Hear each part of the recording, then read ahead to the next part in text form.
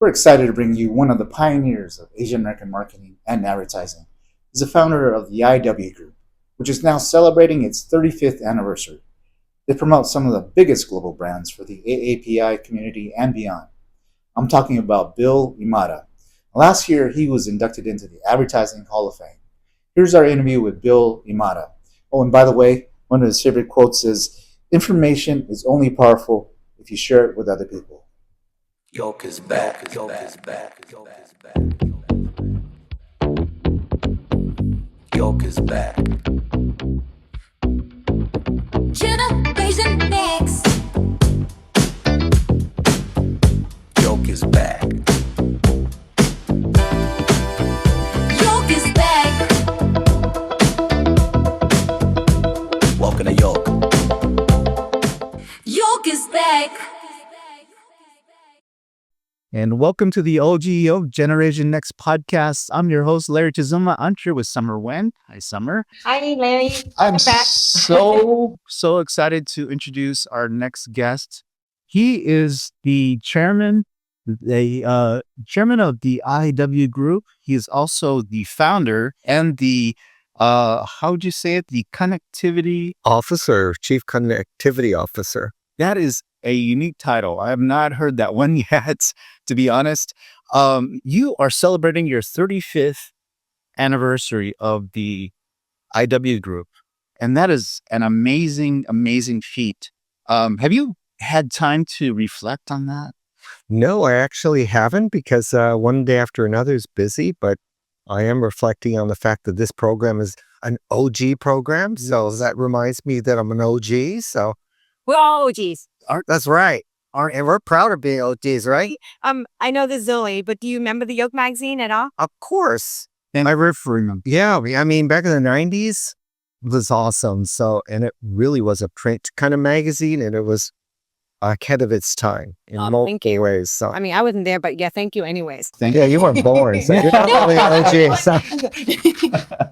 Oh, no, thank you for remembering that, because, yeah, it was He's still one of the former editors, former editors. original. I spent some time in Japan, and going to Japan as one Japanese American to another, Mhm. it's lovely, it's great, but there's this thing, I don't know, some nervousness. Japanese people are very harsh on themselves and on other people. How are you as a boss, and how are you as to yourself? Well, growing up in a Japanese American household, you're always trying to be perfect. I think it's true for a lot of Asian American communities. Your parents want the best for you. They want you to have an income when you graduate from college. They want you to be able to, have a family and not worry about where that support's coming from. So that was instilled in me very, very early on. But this need to be perfect, I think, kind of made me a little kooky. Because I wanted to be perfect in the eyes of not only my parents, but also in the eyes of the community. We use the word unique here. Unique is a good thing because that is something that is fairly unique, I think, to, many Asian cultures. Did they start you at 4? Yeah, but no, they started me at 3. One of your early goals was to sell part of the company, right? And you sold, I believe, 49% of the company. Correct. Does that mean you still own 51%? Yeah. Wow, that's amazing. Good negotiating power. Yeah. So part of the company, 49% of the company was eventually sold to, it was Interpublic, is that right? Yeah, well, actually it was a company called True North. Okay. And then True North was actually acquired by Interpublic. And now it's going to this another phase, which is being acquired by Omnicom. Omnicom, yes. I once worked for Omnicom as DVD OS, so. Oh, you're kidding. My God, that's amazing. Because there are not that many Asian Americans that were in the advertising business when, I got into it. So you're obviously a pioneer. But not a pioneer. You are the pioneer here. Actually, I should have some full disclosure here. I do work for David and Goliath as one of the best. They are one of the best, David, Angelo. And I also should make a full disclosure here. I have worked for one of your competitors, or many of your competitors. I love it. Oh my God. I'm going to list them because, seriously, full disclosure, I've worked for Park Foster, Awesome. no longer in business. KNOS, KNL West was our favorite competitor, one of our friendlies. Kang and Lee, of course. 10 Advertising. Then is a company that we actually helped start. Okay. Hancon. Pancom, oh my God, Pancom, that takes you back and takes me back. I worked for them the longest, from 2000 to 2007. And Imada Wong, or IW Group, has outlasted all of them, or bested all of them, I should say. And I have actually a question. When I was working for KNOS, there was a rumor, or there was a legend, that Elliot Kong had a conversation or a pact with you, that he would do advertising and you would stick with publicity. We talked about that in the beginning, absolutely, because I think what Elliot and Kang and Lee wanted to do was make sure that, we didn't try to divide the pie up too much. And so K&L was frankly, the masters of advertising and marketing. And so when Elliot talked to me, he said, we're really strong in this area, but we really need a strong public relations arm. So it kind of makes sense for us to kind of play in our lane. And so, there was an agreement to do that. It wasn't really a pact. It was just a conversation. And the conversation was, you're right. We're never going to be strong in advertising or marketing. And Elliot said, we're never going to be strong in PR. So I think in the beginning, that's how it worked out. But then, the clients kind of change and shift things, because the client kind of says, well, we'd really like to work with K&L on something. K&L is working with our competitor. So, but we need an advertising agency. But I said there are plenty of others. There's Pancom, there's Intertrend, and a host of others. At the time, Li Luan Tong, I don't know if you remember them. Yes. And so, but a lot of the companies actually had conflicts, in telecom or in banking or insurance. And those were the heyday periods when, a lot of companies were discovering that Asian Americans in particular were a critical market for them to grow and build their business. These days, and I know from my experience working for Pancom, like, the festivals will come around, like, say, for instance, the Lunar New Year, and one of their big clients was AT&T. And so we would, like, half the staff would drop everything and go to the Lunar New Year festival and start giving out promotions, right? So the line between advertising and promotions became very gray. Yeah, and it became very, very gray, especially in our community, because I think a lot of the companies were still trying to figure out the Black African American community, the Latino Hispanic community, and then the women's market, and then the LGBT market was starting to emerge. And so Asian Americans were like, it's way too complicated for us. And so we'll give you this budget, but we want you to do everything. The advertising, the marketing, the promotions, the activations, the PR. And so that's how a lot of the agencies started, being a jack of all trades. Jack of all trades, yes. So I want to talk about what you did for McDonald's. I was really impressed by McDonald's. Actually, what was it? Maybe Christmas, you had the karaoke bus. Oh, yeah. Right? Yeah, with really good singers. Really good singers. There was like 14-person choir. I think quite a few of them were influencers. Well, of course, a lot of people are very interested in influencer, and who doesn't like spontaneous karaoke, right? So I thought, it's just a really crazy idea. And this is probably not the newest idea, because at one time, McDonald's did a campaign where they found the most talented person that worked at McDonald's, and many of them have these unknown talents. Like they can play an instrument or they can sing. And so we just saw that as an opportunity to kind of elevate something that, was actually created in Asia, but has really taken the country by storm. These little small karaoke bars and things, and bring out the talent. And we also noticed that a lot of social influencers have that talent. Right. So it made sense to do that. So you got a lot of exposure, because that was like the return of the McRib. Right. Oh, yeah, I love it. Right. Yeah, I actually went out to the Rose Bowl. We ate it after the McDonald's promotion of all the Asian talent. I jumped into McRib, yeah. Well, some people loved it and have some, a lot of nostalgia around it. But then there's also nostalgia on music and songs that people remember from the past. But but it also elevated an opportunity of what Asian Americans are creating in terms of music, food, lifestyle. Right. So talking about influencers, I know that you're a fan or that you are a big supporter of the millennials and the Gen Zs, right? And you have some Yeah, sort you of have a support. way to sorry. You have a way to like no offense to anybody, label them but with such a kind attitude about it. It's like it's almost like a title like CEO. Like it's this very you Gen Z, Gen X, whatever. And I don't find any offense to those titles actually. So I think it's amazing that you're able to do that and continue your attitude that was with this lifetime of your career. Yeah, well, kind of started off with our interns. We had 7 interns in our office, and a number of these big Fortune 500 companies were sending me these reports.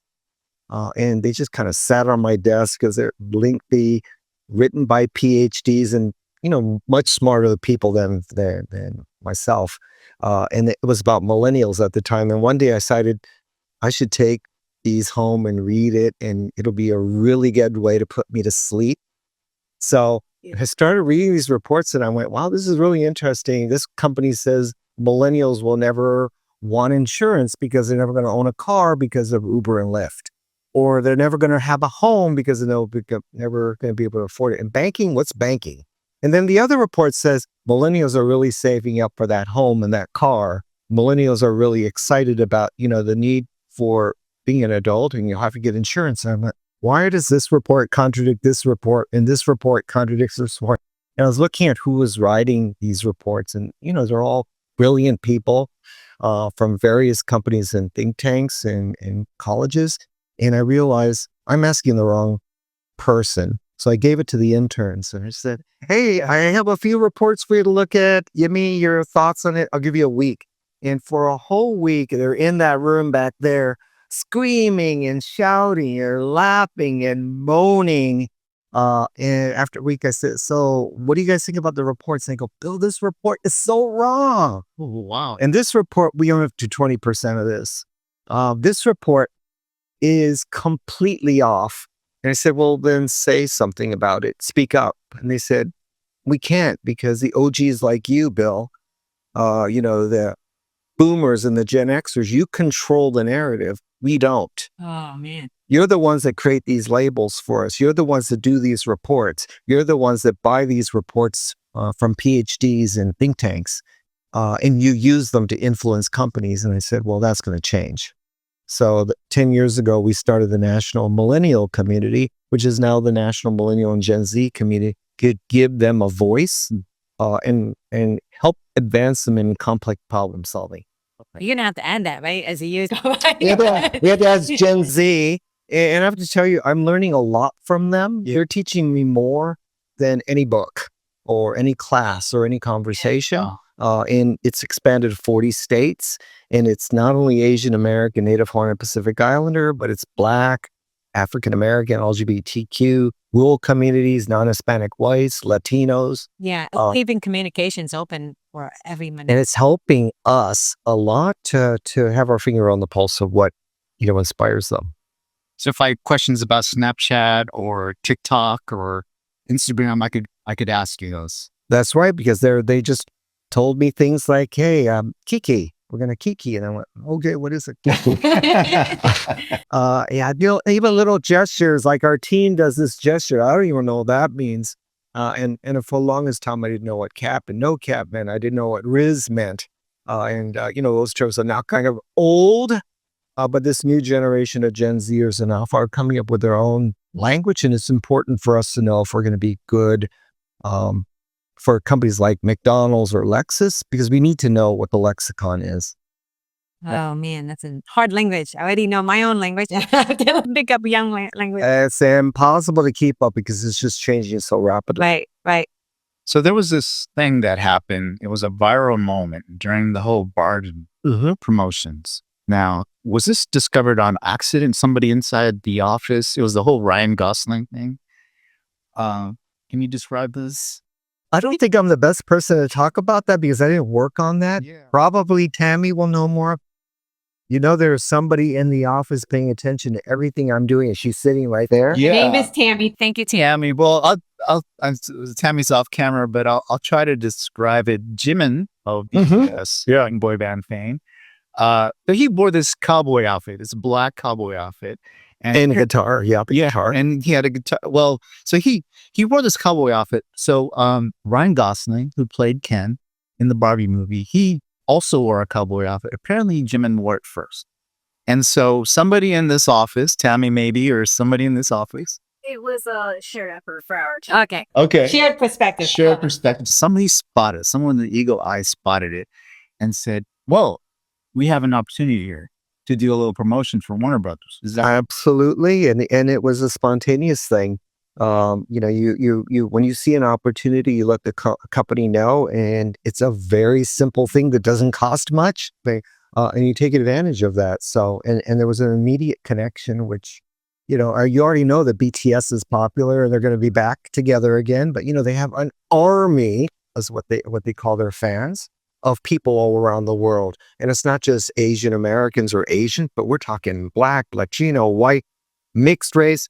They have a fan base is just phenomenal. So doing something that connects the Barbie movie and Ryan Gosling, who's one of the stars of that movie, just made complete sense.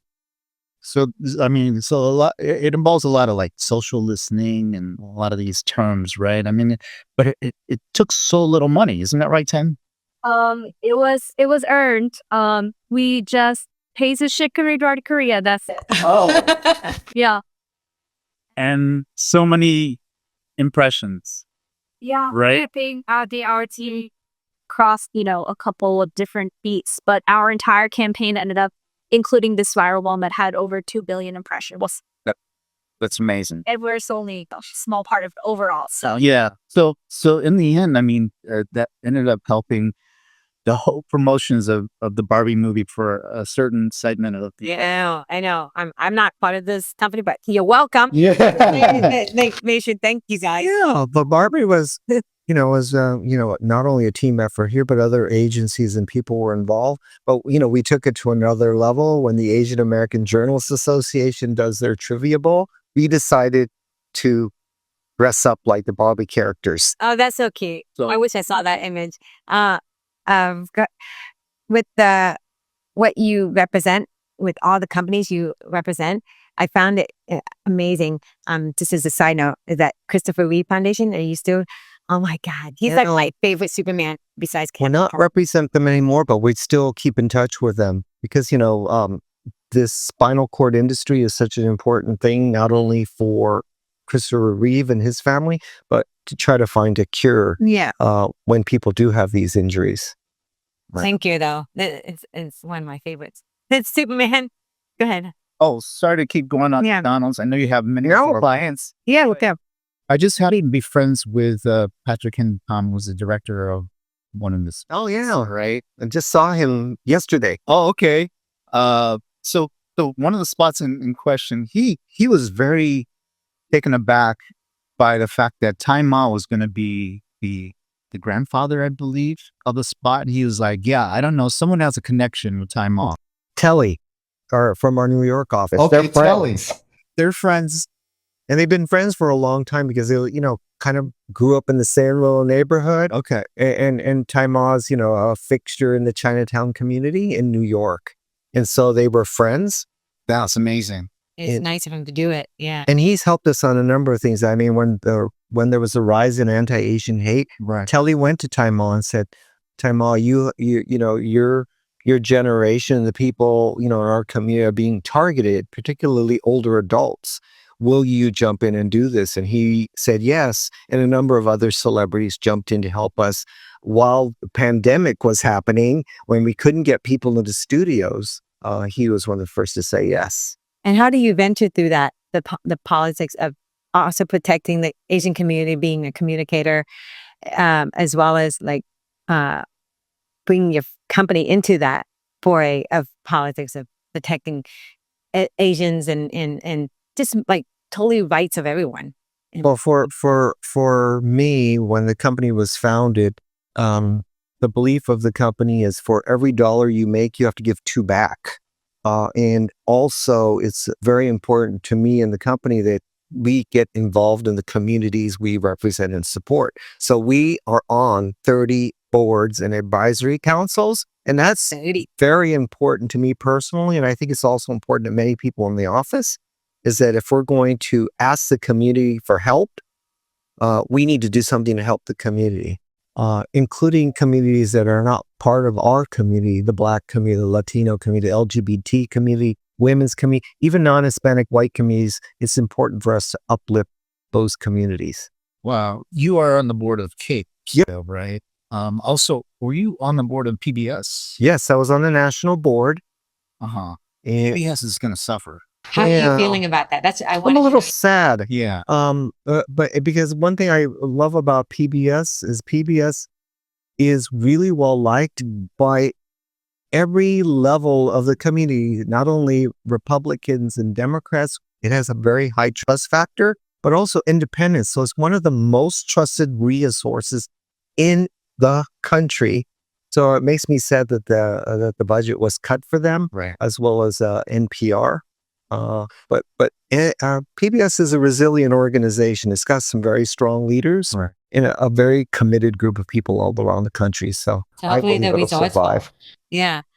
Because Sesame Street, but is that on PBS? Because I haven't watched it for years. Sesame Street went to... Yes. Yeah. Sesame Street is, it's got a different relationship with PBS now. So Okay. But Mrs. Scarlet and the Duke is one of my favorite shows. It is on PBS. So there's a lot of mystery shows. Okay, go. No, so I know that one of the things that your company does is crisis management. Mhm. So when the COVID, crisis came around, what did you tell corporations? What did you tell people about? on the COVID thing, we focused a lot on making sure that there was no scapegoating. And so we jumped right into action. And I have to say, Telly in our New York office was the first to get it started. He said, we need to do something because the public, when there's fear, they're going to look for an opportunity to point a finger at somebody. So he immediately got everyone on board to say, we need to do something. And at the time, there was a campaign that you should wash your hands for 20 seconds. So the campaign took that mantra on, not only wash your hands for 20 seconds, but wash away this idea of finding a scapegoat. So it's called Wash the Hate. I like that one. And so because we were in the office, because we had to cease a lot of things, Telly and team here had to kind of find a way to tape all these people that wanted to do something. And that's what happened. Did you see this coming? This whole COVID, did you see this is how this is going to affect the Asian community? Absolutely, because we've seen it happen before. History has a tendency to repeat itself. SARS is an example. When that happened, there was scapegoating. 9/11. It's always some path to blame somebody. This was any misfortune that arises. I was wondering, you have one of the things that you did is that you were in Oregon, but then you made LA your home, or California. Was that a hard transition? Yeah, so I actually came when I was a very young kid, but I never could understand why was our family in Eastern Oregon. Because every time I say Oregon, they go, oh, Portland is green and it's beautiful, or Eugene or Willamette Valley. I grew up in the desert side of Oregon, which I was born there. So, my family moved there because, all the white farmers, we were, Asians at that time, I think, were the migrant farmers. Yeah. Uh, That's an interesting occupation for your parents. yeah. And while everybody was going to camp, I think the people in Eastern Oregon, like, who's going to harvest sugar beets and the potatoes and the onions? All of our sons and daughters are fighting wars. And the Japanese American community said, we can do this. And so literally 1,500 families didn't have to go to camp and moved to this area in Eastern Oregon. And ultimately, my family decided to stay there. And my brothers, my sister and I were born in the city of Ontario, which is right on the Oregon-Idaho border. And it actually has an Asian museum, and it has a Buddhist temple. Wow. And so a lot of people don't know that. And a lot of people don't know that Japanese Americans, when they were on the farms. They said, what in the world is these people, the way they farm is incorrect. And we're going to teach you how to do this properly. So there's actually a plaque commemorating the support that Japanese American farmers provided to Eastern Oregon. Gosh, Amazing. we're so good at everything. Yes. Business. Wow. It just shows resilience, I think. Yeah. No struggle is too hard. It just push forward. That's how it is. It's with your life, right? Yeah, so I actually moved here as a very, very young child, and I think my brothers and sisters didn't want to move, and of course, I think that they thought there would be more opportunities for us in LA, so we moved out to LA. Mm. So when AAPI month comes around, which is only 1 month, of course, a lot of us say, we can't just celebrate 1 month. And of course, your agency can't survive on just 1 month. So what do you tell people? What do you tell corporations? No, what we tell them is, one thing that McDonald's does really well is that they celebrate, Black history 365 days a year. And so we kind of take that mantra as well. But there's so many other holidays that we can focus on, like Diwali, like Chinese Lunar New Year, like Lao and Thai New Year, like, Philippine Independence Day or Filipino Heritage Month. So we let people know that, we're celebrating Asian American, Native Hawaiian, and Pacific Islander heritage year round, and there's always something to celebrate. But we've also been pushing Asian Americans, Pacific Islanders who have made it to kind of step out. And so I think this anti-Asian hate activity helped do that we should be really proud of what we've achieved instead of fight it. So it's like the whole thing where they say if something bad happens, make something good out of it. exactly. But it took a little educating with companies like, oh, what is Dragon Boat Festival? Oh, what is Mid-Autumn Moon Festival? What is Diwali? And so I think we felt that was our opportunity to educate people about what these celebrations are about and what they mean to not only Asian Americans, but to all Americans. Right. I read recently that IW Group is getting more into the entertainment side of things. Yeah, we're trying to get into entertainment. I've been trying to discourage everybody in the office. Oh, Tammy's sitting over here. We're seeing that, Asian Americans and Pacific Islanders are in places that we were never in behind the scenes as directors or producers or showrunners.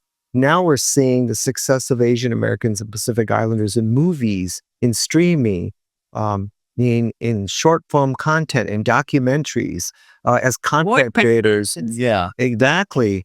And so the studios want to make sure that they're doing this right. And we see an opportunity to do that our community is the fastest growing community in the country. If you want to build share, not only in Asia, you need to build it here because we are the bridge.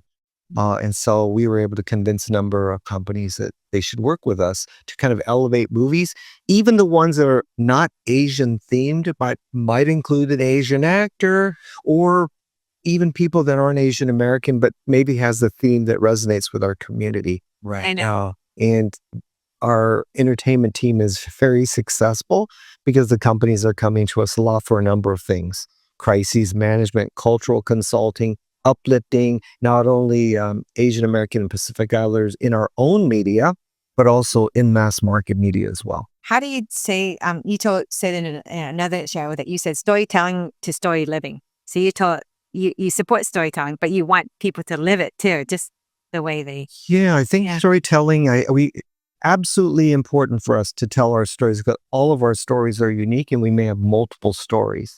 And it's important to make sure we elevate those stories. What I want people to do now is find the intersection between our stories and other communities and then get people to not only live it, coexist, but do something with it. Sure.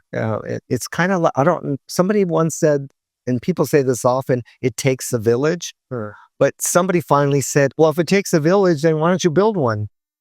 And that really hit home for me. You can tell all of our stories to each other and to the public, and people, oh, that's nice.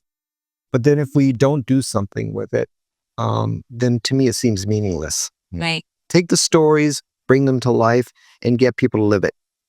Okay, we gotta go you with the fast certainly- version. Built everything. You're gonna do your 10 questions? Yeah, but you want Yeah. it over here, right? Sure. Well, before you do that, Yeah, of course. you certainly built a lot of different things. I mean, do you have anything in mind that you want to build next? Oh yeah. I believe that, one thing that the community probably could be doing better is that, we're still trying to coalesce as an Asian American Pacific Islander community, but I also feel like we have an opportunity to reach out. So spending a lot of time and energy focusing on supporting the African American community, the Latino community, the LGBT community, women's organizations, Indigenous and Native American communities. And so that's one. The other area is that we've invested a significant amount of money on research around civility and civil discourse. Oh yeah, that's the hardest. And so that research is just coming out now that polled over 3,000 people around the country. What is civility?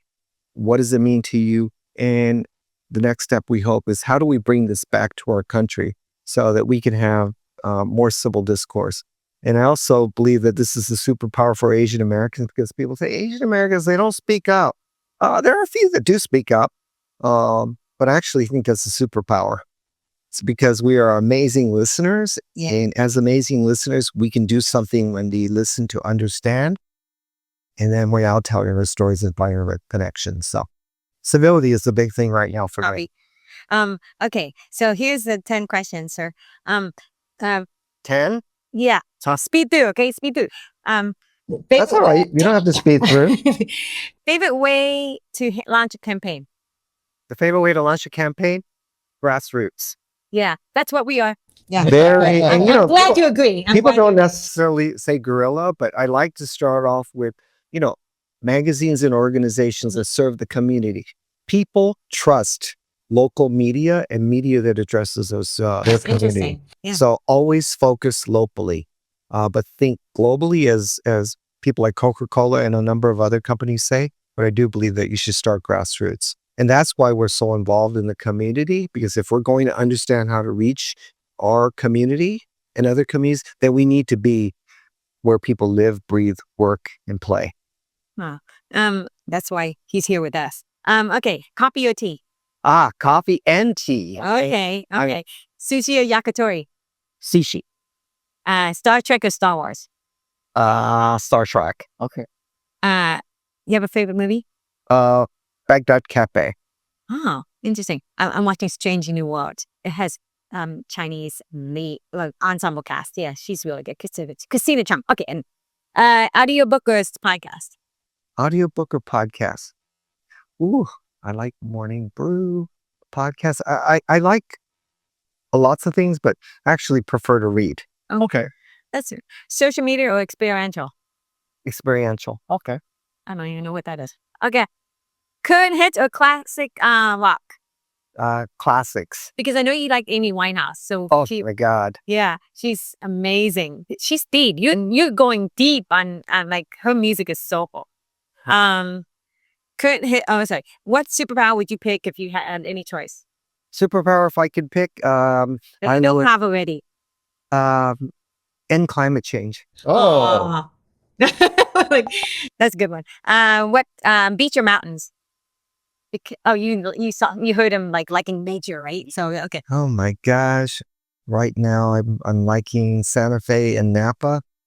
So I kind of like the both because Napa has a little bit of both. Has the mountains and it also has an estuary. Right. And your beer. Yeah. Wine, beer, a lot of good food. No, if you had 3 things to bring in a box, if you had to escape, what would they be? And family's already a given. You don't want it. What would be the 3 things in a box? Well, I think I'd read a really good book. So probably, it's going to sound like Lord of the Rings. Bring that whole thing. So maybe the Harry Potter books, Oh my God. which I never read. So I'd like to read those. Sure. So probably those. I would bring a book. I would bring probably Carole King or Linda Ronstadt tapes. Nice. Oh my gosh. And I would probably bring Basically a lighter. Okay. Oh yeah, fire. So I can cut it by RC. Yeah. Here you go. I'm not a rice cooker though. And It's kind of hard to give up rice. So I feel like your weapon of choice would probably be like listening and kindness. You're protecting yourself. No, Thank you very much, Bill Imada. hey, no So much problem. for Yeah. joining us on the OG Yoke Generation Next podcast. yeah, we gave him a shirt, guys. The yoke shirt. Oh, sorry, coming up, Larry. Yoke shirt. Good. And as a gift to him. On it, got a rice cooker on it. A rice cooker. Yeah. I love it. The thing is, though, I've never seen you wear a T-shirt, so I will wear a T-shirt underneath my jacket. But I wear this proudly. yeah. Thanks. Sorry we didn't have as much time with you, but because your time is so valuable, you're spread out like super thin with so many people and contributions. But we appreciate your time with it so much. Anytime. Yeah. Living legend, And Bill Mata. best of luck for the next 35 years for IW Group. And, Oh yeah, that's right. Well, Congratulations, thank you for saying that. 35 years. I still have enough energy for another 35, so Yeah. probably be around. Or Probably skating. Skating into the Sounds office. awesome. Skateboarding. Skateboard. You skateboard too? I have a skateboard, but everybody says, "Will you not ride that skateboard in your office because we think you're going to get injured or you're going to injure somebody?" I would. No. I All you have a to do- skateboard in the office. All you have to do is you need padding. All you need to do is pad your elbows and your knees and your butt. That's all you need. Probably And it the can be- butt would be the best Yeah, place. that's thank you. Thank you to Team OG Yoke and also our editors, Campbell Moon Jung and CJ Bautista, who are all volunteers. Thank you very much. And yeah. Yeah, and we'll see you next time on the OG Yoke Yeah. Generation Next podcast. Oh, Joe.